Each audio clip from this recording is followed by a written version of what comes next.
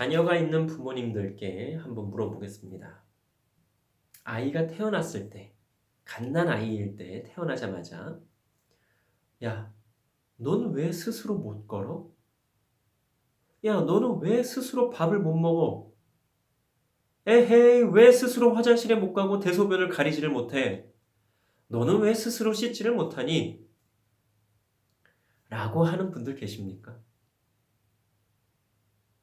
대부분, 아마도 거의 다 오기야, 금이야 하면서 아이가 혹시라도 어떻게 될까봐 이리 살피고 저리 살피고 잠을 설쳐가면서 자신의 몸은 아프던 말던 상관하지 않고 힘듦에도 불구하고 아이가 어느 정도 스스로 몸을 가누고 앉고 걷고 이유식을 먹고 화장실을 가고 할 때까지 거의 대부분의 부모님들은 이 아이의 뒷바라지를 다 하게 될 것입니다. 이렇게 할 수 있는 이유, 그리고 그 아이가 스스로 무언가를 할 수 있는 때까지 기다릴 수 있는 것은 이 아이를 사랑하기 때문입니다. 사랑 없이는요, 아이를 키울 수가 없어요. 우리도 마찬가지로 아주 어린 때에 열이 막 39도, 40도 가까이 됐을 때 어떻게 해요? 병원에 가도 특별히 해줄 수 있는 게 없어요. 그래서 해열제 먹이고 밤새도록 뭐 해요? 물수건으로 닦아줍니다. 아이는 아주 그냥 뭐 자지러질 듯이 울어요. 왜? 괴로우니까 아이도 열이 나죠. 또 이렇게 미지근한 물로 물수건으로 막 겨드랑이하고 특별히 겨드랑이를 닦아줍니다. 왜요? 거기를 닦아줘야 열이 빨리 내린다고 해서. 그 누구도 갓 태어난 아이에게 스스로 할 수 있는 게 왜 없냐라고 하면서 뭐라고 하지 않습니다. 오히려 스스로 아무것도 못하는 아이의 손과 발이 되어주고 눈이 되어주고 모든 것이 되어줍니다. 그것이 바로 사랑인 것입니다. 하나님께서요. 하나님께서 우리를 그렇게 사랑해주고 계시다고 하는 것입니다. 우리가 이것을 알아야 돼요. 그리고 우리보다도 우리를 더 사랑하시는 분이 누구다? 하나님이시다라고 하는 겁니다. 보통의 부모님들도요. 자기 자신보다 아이를 더 사랑합니다. 그래서 그렇게 아무것도 못하는 아이가 어느 정도 할 수 있을 때까지 뒷바라지를 다 하는 것이죠. 그리고 그것이 아이를 향한 부모의 배려이고 존중이고 사랑이라고 하는 것입니다. 배려는요, 한번 잘 생각해 보세요. 배려는 존중이 바탕이 될 때 가능한 것이고요. 존중은요, 사랑이 바탕이 될 때 가능한 것입니다. 배려? 아무나 못합니다. 존중? 아무나 못해요. 사랑? 이것 또한 아무나 못합니다. 세상을 살아가다 보면요, 자기 자신만 알고 다른 사람은 어떻게 돼도 상관없다고 하며 사는 사람들이 있습니다. 분명히 있어요. 조금만, 아주 조금만 신경을 쓰면 되는데 그것마저도 부정합니다. 그리고 자신과 자신의 가족들 혹은 자신을 따르는 추종 세력들에게만 자신의 그 권력들을 행사합니다. 자신이 할 수 있는 것들을요. 왜 다른 사람들을 배려하지 않는 걸까요? 존중하지 않기 때문에 그렇습니다. 그러니까 무시하는 거예요. 배려의 반대는 뭘까요? 무시입니다. 그럼 그렇게 무시하는 이유는 바로 존중을 하지 않기 때문에 그런 것이고요. 그런데 이 존중은 말씀드린 대로 사랑이 바탕이 되지 않으면 결코 가능하지가 않다라고 하는 것입니다. 갓난아이, 내가 낳은 그 아이를 사랑하니까 혹은 내가 낳지 않았어도 내가 그 갓난아이를 누군가의 갓난아이를 키워야 된다면 어떻게 해요? 보통은 다 사랑으로 그 아이가 어느 정도 무언가를 할 수 있을 때까지 다 돌본다고 하는 겁니다. 그 아이를 사랑하니까 그 아이가 스스로 할 수 있는 게 하나도 없어도 부모인 내 도움이 없이는 할 수 있는 게 하나도 없는 그 아이를 돌볼 수 있는 겁니다. 사랑하니까. 그 갓난아이가 아무것도 할 수 없음을 인정하는 것, 이것이 바로 그 아이에 대한 존중이고 배려라고 하는 겁니다. 그렇지 않으면 스스로 다 하라고 하겠지요. 그리고 스스로 아무것도 못해서 죽더라도 상관하지 않을 겁니다. 그게 바로 사랑이 없는 부모의 모습이죠. 간혹 뉴스에서 봅니다. 게임을 하느라고 그 갓난아이 밥 먹이질 않아요. 며칠을. 또 너무나 클럽에 가고 싶어서 모르겠어요. 제정신인지. 클럽에 가서 막 놀다 와요. 아이는 스스로 할 수 있는 게 없어서 굶어 죽던지 숨을 못 쉬던지 아무튼 그래서 아이가 죽었다라고 하는 그 뉴스들을 우리가 심심치 않게 뉴스를 통해서 보게 됩니다. 그런 사람을 부모라고 할 수 있을까요? 그 아이를 사랑하지 않으니 그렇게 한 것입니다. 사랑한다면 그 아이가 너무나 귀해서 그럴 수가 없는 것입니다. 내 것을 포기하고 클럽, 게임 그것을 포기하고 아이를 위해 거의 모든 것을 하는 것이 바로 사랑하는 부모가 하는 행동이라고 하는 것입니다. 하나님께서 하나님의 모든 것과도 같은 외아들 그 예수 그리스도를 우리에게 내어주신 것 또한 우리를 너무나 사랑하시기에 가능한 것이었습니다. 만약 하나님께서 우리를 그렇게 사랑하지 않으셨다면 예수님을 이 땅에 보내지 않으셨을 겁니다. 그러나 우리를 너무나 사랑하시기에 예수님을 이 땅에 보내셨습니다.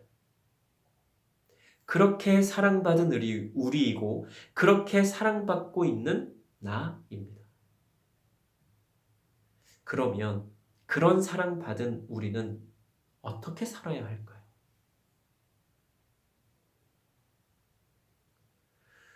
우리도 그 사랑을 전하며 살면 되는 것입니다. 하나님께서 우리를 사랑해 주시듯이 우리도 서로를 그렇게 사랑하면 되는 거란 말이죠. 그것이 하나님을 사랑하고 우리의 이웃을 사랑한다고 하는 우리의 모습인 것입니다.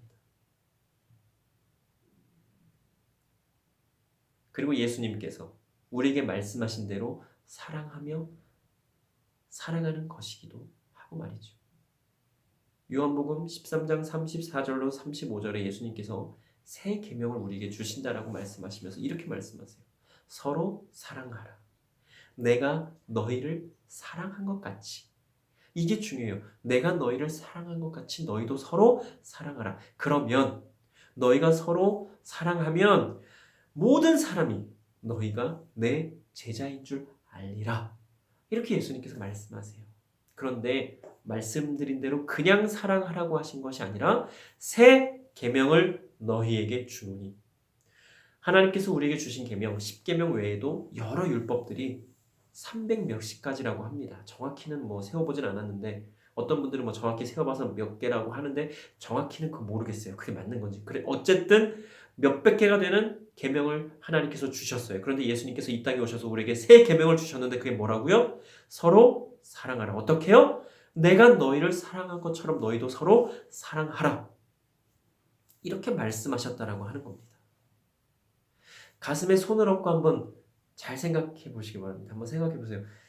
나는 예수님께서 말씀하신 대로 그렇게 새 계명을 주신 대로 그 계명을 잘 지키고 있는가? 사랑을 하고 있는가? 예수님께서 나를 사랑해 주신 것처럼 나도 다른 사람들을 모든 사람들을 사랑하며 살고 있는가? 한번 우리는 스스로 한번 생각을 해봐야 될 것입니다. 아마 스스로 이렇게 생각해 보면 그래도 양심이 조금 있는 사람들은 이렇게 생각할 거예요. 모두를 사랑하는 것 같기도 하고 아닌 것 같기도 하고 그게 정상입니다. 왜요? 어떻게 모든 사람들을 사랑하며 살 수 있어요? 미운 사람들이 있어요. 괘씸한 사람들이 있어요. 아주 지긋지긋하고 생각만 해도 진절머리 나는 사람들이 있고요. 생각만 해도 저거 그냥 귀신이 왜 안 잡아가나 이렇게 생각 드는 사람들이 없을 수가 없어요. 이 세상을 살면서. 그러나 그럼에도 예수님께서는 우리에게 새 계명을 주셨습니다. 서로 사랑하라고. 그런데 그냥 사랑하라가 아니라 어떻게 사랑하라고요?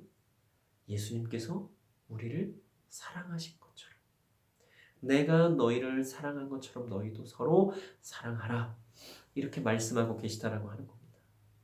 우리 예수님께서 우리를 어떻게 사랑해 주셨나요? 하나하나 열거하기 너무 힘들어요. 그래서 한 단어로 뭐라 그래요? 엄청나게, 무지막지하게, 우리가 생각하지도 못할 만큼 우리의 상상 이상으로 정말 엄청난 사랑을 보여주셨다라고 하는 거예요.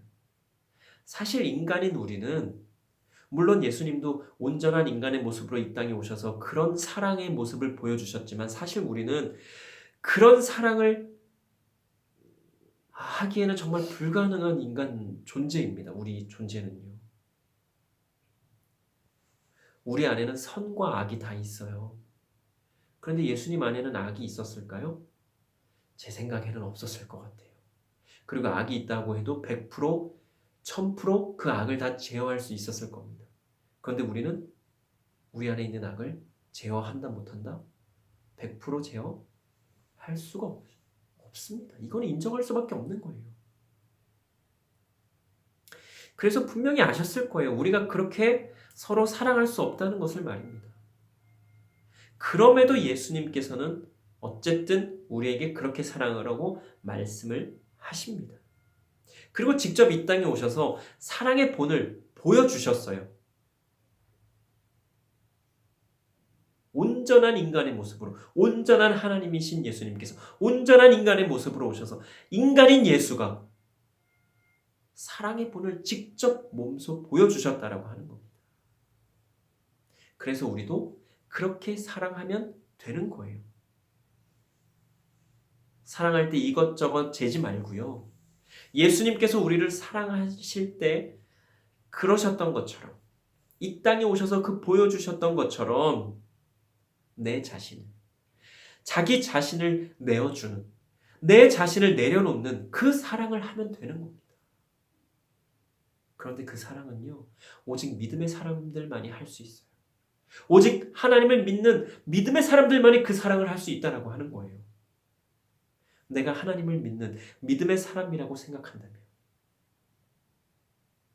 그 사랑은 어떻게 하는 것인지 매우 깊이 그리고 아주 깊이 고민하고 또 생각하고 그렇게 해봐야 할 것입니다.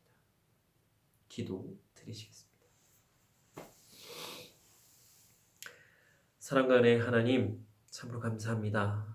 오늘의 귀한 말씀을 통해서 그냥 우리가 늘 암송하고 알고 있던 말씀이 아닌 정말로 하나님께서 우리를 어떻게 사랑해 주셨고 또 우리가 어떻게 사랑하기를 원하시는지 다시금 생각하며 깨닫게 하여 주시니 참으로 감사를 드립니다. 하나님, 우리 안에는 정말로 사랑이 너무나도 부족합니다. 아니, 전혀 없다고 해도 과언이 아닙니다. 하나님, 우리를 불쌍히 여겨주시고 긍휼히 여겨주시어서 하나님의 사랑으로 충만히 채워주시옵소서.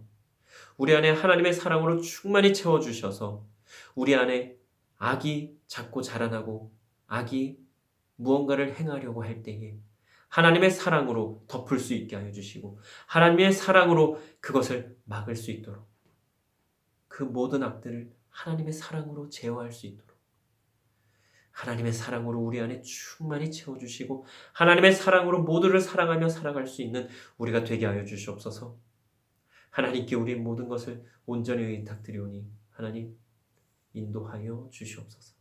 감사드리며 예수님 이름으로 기도드립니다. 아멘.